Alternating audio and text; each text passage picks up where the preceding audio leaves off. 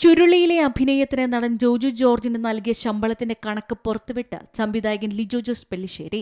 അഭിനയിച്ചതിന് പണം ലഭിച്ചെന്നും തെറിപ്പതിപ്പ് റിലീസ് ചെയ്തത് അറിയാതെയാണെന്നും ജോജു മുൻപും ആക്ഷേപം ഉന്നയിച്ചിരുന്നു. ജോജു ഉയർത്തിയ ആരോപണത്തിന് 3 ദിവസത്തെ അതിഥി വേഷത്തിനായി നടന് നൽകിയ ശമ്പളമടക്കം ചൂണ്ടിക്കാട്ടിയാണ് സംവിധായകന്റെ മറുപടി. 5 ലക്ഷത്തിന് മേലെയാണ് ജോജുവിന് കൊടുത്ത ശമ്പളം. സുഹൃത്തുക്കളായ നിർമ്മാതാക്കൾക്കുണ്ടായ മനോവിഷമം കണക്കിലെടുത്താണ് ഈ വിശദീകരണമെന്ന് ഫേസ്ബുക്കിൽ എഴുതിയ കുറിപ്പിൽ ലിജോ ജോസ് പെല്ലിശ്ശേരി പറയുന്നു. എ സർട്ടിഫിക്കറ്റ് ഉള്ള സിനിമ തിയേറ്ററുകളിൽ ഇതുവരെ റിലീസ് ചെയ്തിട്ടില്ല. കമ്മിറ്റിയെ വെച്ച് അന്വേഷിച്ച ഭാഷയെക്കുറിച്ചുള്ള ഹൈക്കോടതി വിധിയുണ്ട്. സിനിമാ ചിത്രീകരണ വേളയിൽ തങ്ങൾ ആരും ജോജുവിനെ തെറ്റിദ്ധരിപ്പിച്ചതായി ഓർമ്മയില്ല. ഈ ഭാഷയെക്കുറിച്ചൊക്കെ നല്ല ധാരണയുള്ളയാളാണ് തങ്കൻ ചേട്ടൻ എന്ന കഥാപാത്രമെന്ന് ഫേസ്ബുക്കിൽ അദ്ദേഹം പറയുന്നു.